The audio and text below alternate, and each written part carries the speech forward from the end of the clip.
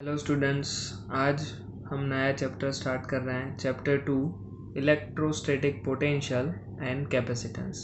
Chapter के mainly नाम के अकॉर्डिंग दो पार्टीशन है, electrostatic potential and capacitance. Electrostatic potential वाला पार्ट स्टार्ट करने से पहले हम डिस्कशन करेंगे जो हमने 11th स्टैंडर्ड में स्टडी किया था, that is work and energy. Okay, so potential या पोटेंशियल एनर्जी जो है वो वर्क और एनर्जी के साथ एसोसिएटेड है। हमने 11th में स्टडी किया था कि gravitation field, electric field, magnetic field, वो सारे फील्ड कंजर्वेटिव है।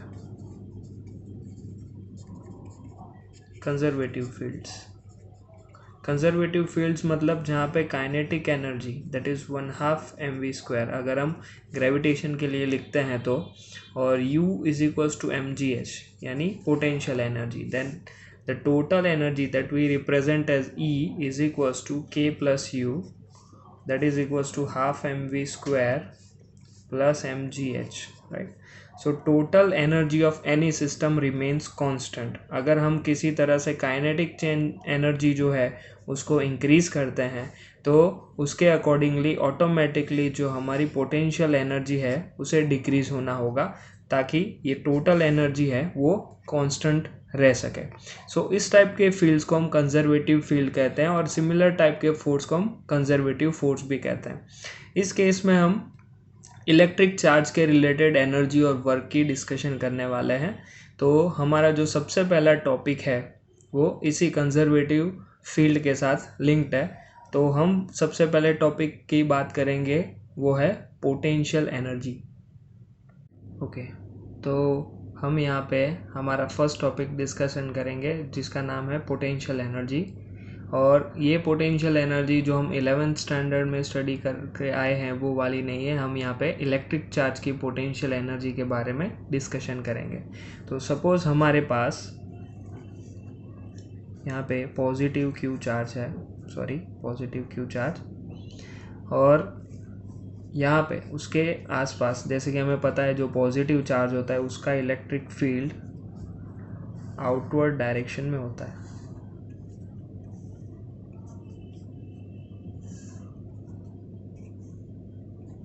रेडियली आउटवर्ड डायरेक्शन में पॉजिटिव चार्ज का इलेक्ट्रिक फील्ड होता है। नाउ इस पॉजिटिव चार्ज के इलेक्ट्रिक फील्ड के अंदर एक पॉइंट है जिसे हम पॉइंट P कहेंगे, और इस पॉइंट पे हमें किसी स्मॉल q चार्ज को यहाँ पे लाके रखना है। ओके, सो हम बेसिकली ये फाइंड आउट करना चाहते हैं कि इस पॉइंट P पे अगर किसी चार्ज को रखना हो तो उसकी एनर्जी, पोटेंशियल एनर्जी कितनी होनी चाहिए। नाउ हमारे पास कोई भी इक्वेशन एनर्जी के रिलेटेड कभी भी नहीं होती, हम ऑलवेज वर्क फाइंड आउट करते हैं। तो वर्क फाइंड आउट करने के बाद हमें जो वर्क की इक्वेशन मिलती है, वर्क एनर्जी थियरम के अकॉर्डिंग वर्क ही एनर्जी है, तो उसका यूज़ करेंगे। तो हम एज्यूम करेंगे कि यहाँ पे कोई पॉइंट R है, इस R पॉइंट से हम पॉइंट P पे हमारा स्मॉल q चार्ज लेके आ रहे हैं। ओके, तो हमें फाइंड आउट करना है कि R पॉइंट जो कि काफ़ी फार डिस्टेंस पे है, लेट जस्ट एज्यूम कि वो इनफाइनाइट डिस्टेंस पे है, तो वहाँ से हमें पॉइंट P तक स्मॉल q चार्ज को लाना है और हमें फाइंड आउट करनी है इसका वर्क, क्योंकि यहाँ से यहाँ तक का जो डिस्प्लेसमेंट होगा उस डिस्प्लेसमेंट को फोर्स के साथ मल्टीप्लाई करके हम वर्क की equation, work = force into displacement, हमारी basic equation force into displacement, इसका यूज़ करके हम एनर्जी कैलकुलेट करने वाले हैं। तो सबसे पहली चीज़, जो हम Q चार्ज को R से P तक लेके आ रहे हैं उसमें हम एक्सेलरेटेड मोशन करके नहीं आ सकते, मतलब डायरेक्टली R से पॉइंट P तक डायरेक्टली हम नहीं आ सकते। हमें ये करना है कि स्मॉल डिस्प्लेसमेंट्स, छोटे छोटे dr जितने स्मॉल डिस्प्लेसमेंट करके आना है। उसका रीज़न क्या है, हमारा जो फर्स्ट और सेकंड चैप्टर है वो इलेक्ट्रोस्टैटिक्स के बेस पे है, ये जहाँ पे चार्जेस बहुत ज़्यादा मूव नहीं होते, क्योंकि अगर चार्जेस एक्सेलरेटेड मोशन परफॉर्म करते हैं तो उनके साथ इलेक्ट्रिक फील्ड के साथ साथ मैग्नेटिक फील्ड भी लिंक हो जाता है और हमारी कैलकुलेशन मोर कॉम्प्लेक्स हो सकती है। तो इस केस में हम जो क्यू है उसको स्मॉल स्मॉल नॉन एक्सेलरेटेड या कांस्टेंट वेलोसिटी के डिस्प्लेसमेंट के थ्रू आर से पी तक लाएंगे। सपोज हमारे हर एक डिस्प्लेसमेंट का जो वैल्यू है वो डी आर जितना है, तो उस डिस्प्लेसमेंट को कैलकुलेट करते करते अगर हम यहाँ पे पहुँचते हैं तो हमें सपोज छोटा सा जो डिस्प्लेसमेंट है उसके लिए अगर हमें कोई वर्क करना पड़े तो हम क्या लिख सकते हैं। So work done for smaller displacement of dr, so we can write dw is equals to force into displacement. now यहाँ पे जो हम फोर्स लगाएंगे, अगर चार्ज q इस पॉइंट पे आता है फॉर एग्जांपल p पॉइंट पे, तो यहाँ से ये जो हमारा ऑरेंज कलर का है वो इलेक्ट्रिकल फोर्स है, that is F E. Okay, और हम जो फोर्स लगा रहे हैं that is external force, that is F external. Okay, so F external force लगा के हम आर से पी तक पहुंच रहे हैं। अगर पॉइंट पी पे ये क्यू चार्ज है उसको स्टेडी रहना है तो उसके ऊपर एफ एक्सटर्नल और एफ ई दोनों के फोर्स हैं वो बैलेंस होने चाहिए। मतलब नेट रिजल्टेंट फोर्स जो पॉइंट पी पे है उसकी वैल्यू क्या होनी चाहिए, ज़ीरो होनी चाहिए। तो वो एक स्टेटमेंट लिखते हैं और यहाँ पे फोर्स आप भूल ना जाओ, इसके लिए मैं अलग कलर से मेंशन करूँगा। So external force, this is our equation number 1। Okay, so दूसरी इक्वेशन जिसके बारे में हमने बात किया, एट पॉइंट पी।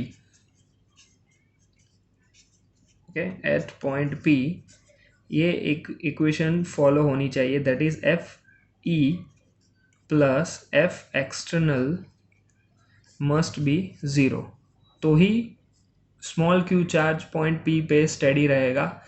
अगर इन दोनों में से किसी एक फोर्स की वैल्यू ज़्यादा हो गई तो या तो चार्ज है वो पी पॉइंट से दूर चला जाएगा या पी पॉइंट से नज़दीक आ जाएगा। इसका मतलब F external F E must be F external, minus में होना चाहिए दोनों, या आप लिख सकते हो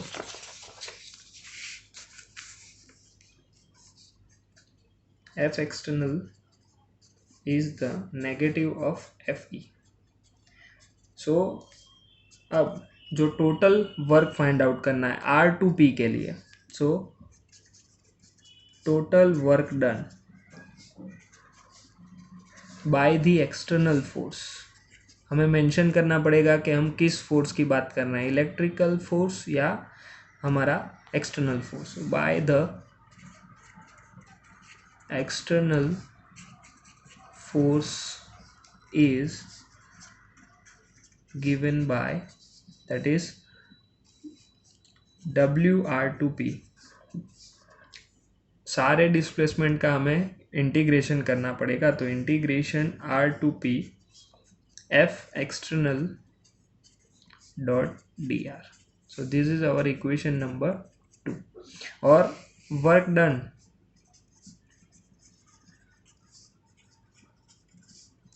bye the electric force. So हमारी ये वाली जो इक्वेशन है, ओके, तो एफ एक्सटर्नल की जगह पे अगर हम माइनस एफ ही रखेंगे सिमिलर इक्वेशन नंबर 2 में तो हमें वो आंसर भी मिल जाएगा, that is W R P is equal to minus integration R to P F E dot D R, equation number. So now we have a equation for work done. हमारे पास work done की दोनों ही equation आ गई है based on external force और electrical force. सो हमें पता है वर्क एनर्जी थियरम के अकॉर्डिंग वर्क और एनर्जी दोनों इक्वल होती है, तो हम लिख सकते हैं potential energy at point P is, अगर हम U से डिस्क्राइब करते हैं इसे, तो U is equals to integration R to P F external dot dr। So हमारी ये जो है इक्वेशन 4 वो हमें पोटेंशियल एनर्जी की इक्वेशन डिस्क्राइब कर रही है। ओके, नाउ पोटेंशियल एनर्जी की अदर डिस्कशन है जो हमें फिगर के साथ डिस्कशन करेंगे। एक दो इम्पॉर्टेंट नोट वर्दी पॉइंट्स हैं जो पोटेंशियल एनर्जी के साथ एसोसिएट होते हैं। तो सबसे पहली चीज़ है कि जो पोटेंशियल एनर्जी है जो हमने इस फिगर में डिस्क्राइब करेंगे। ओके, सो पोटेंशियल एनर्जी, ये दो डिफरेंट पॉइंट्स की डिफरेंट पोटेंशियल एनर्जी होती है। तो दोनों पॉइंट के बीच का अगर एनर्जी डिफरेंस, पोटेंशियल एनर्जी का अगर हमें डिफरेंस फाइंड आउट करना है तो किस तरह से करेंगे, और इन दोनों के बीच का पोटेंशियल एनर्जी का डिफरेंस कितना होगा, वो भी हमारे इसी थियरी के साथ वो लिंक्ड अप हो रहा है। तो अगर हम एज्यूम करते हैं कि इस पॉइंट पे जो पोटेंशियल एनर्जी है उसकी वैल्यू है UP और R पॉइंट की एनर्जी है UR, तो इन दोनों की पोटेंशियल एनर्जी का डिफरेंस कितना होगा। तो हम फाइंड आउट करने के लिए लिखते हैं, suppose potential energy at point P is given by UP and at point R is given by UR, then difference in potential energy, difference in potential energy, that is delta U is equals to UP minus UR। Okay, so UP minus UR दोनों की जो हम subtraction करेंगे इससे हमें delta U मिलेगा। Okay, तो UP और UR इन दोनों का जो डिफरेंस है वो हमें एग्जैक्टली वर्क डन जितना मिलेगा WRP, क्योंकि बेसिकली हम पॉइंट R से पॉइंट P पे आ रहे हैं। सो पॉइंट R से पॉइंट P पे आएंगे तो इन दोनों के डिफरेंस जितना हमें वर्क करना पड़ेगा और वो वर्क है वही इन दोनों का डिफरेंस हो जाएगा। तो अगर हम इसको रिप्रेजेंट करते हैं हमारी इक्वेशन में, so delta U is equals to UP minus UR is nothing but the WRP, और WRP की हमें इक्वेशन पता ही है। तो इक्वेशन 2 या इक्वेशन 3 दोनों में से कोई भी एक इक्वेशन का आप यूज़ कर सकते हो, तो हमें पोटेंशियल एनर्जी का डिफरेंस मिल जाएगा। ओके, नाउ इसके साथ रिलेटेड 2 इम्पॉर्टेंट नोट वर्दी पॉइंट्स है जिसे मैं अलग कलर से शो करूँगा ताकि आपको याद रहे।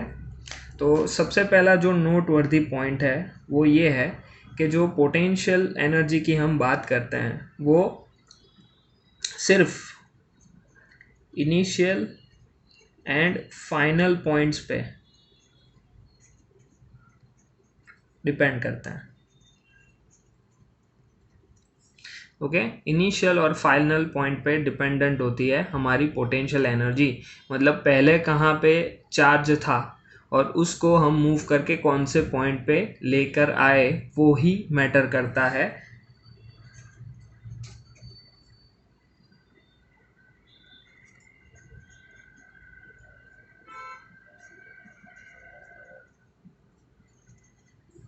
ओके, किस टाइप का पाथ है, किस तरह से आप उस पॉइंट को उस पॉइंट तक लाते हो, पाथ से वो टोटली इंडिपेंडेंट है। मतलब अगर हमारे पास लेट जस्ट से यहाँ पे कोई पॉइंट है और एक पॉइंट यहाँ पे है, this is our R and this is point P.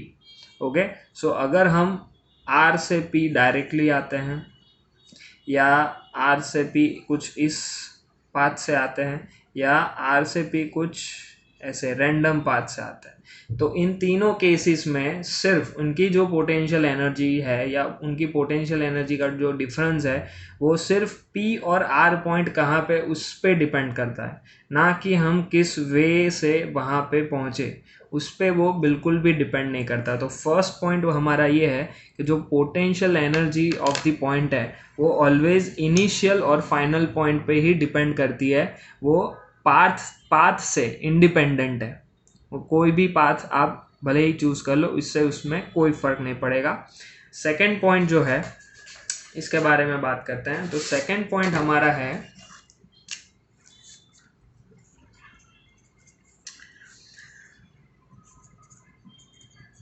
Potential energy value. जो पोटेंशियल एनर्जी की वैल्यू है मतलब मैग्नीट्यूड है, वो हमारे लिए उतना इम्पोर्टेंट नहीं है, but the important thing is difference in potential energy.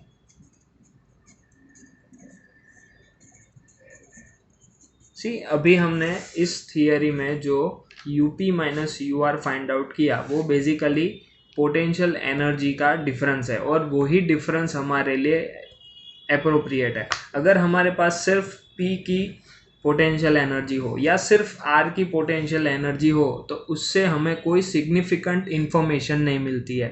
Okay, so अगर हमारे पास डिफरेंस है तो हमें पता चलेगा कि इन दोनों के पॉइंट के बीच में कितना गैप हो सकता है। फॉर एग्जाम्पल मैं ये चीज़ आपको एक्सप्लेन करता हूँ। तो सपोज ये पॉइंट पी है और ये पॉइंट आर है।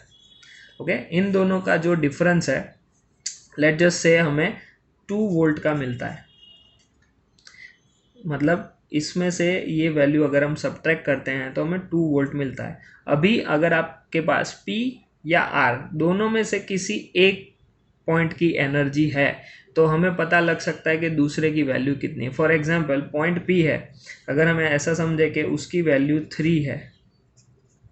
ओके, तो इन दोनों का डिफरेंस अगर 2 वोल्ट हुआ, इसका मतलब पोटेंशियल एनर्जी जो इसकी है, ओके, तो सॉरी इसको वोल्ट की जगह पे अभी हम जूल लेंगे क्योंकि हम एनर्जी की डिस्कशन कर रहे हैं, वोल्ट अभी बाद में आएगा अपकमिंग टॉपिक में।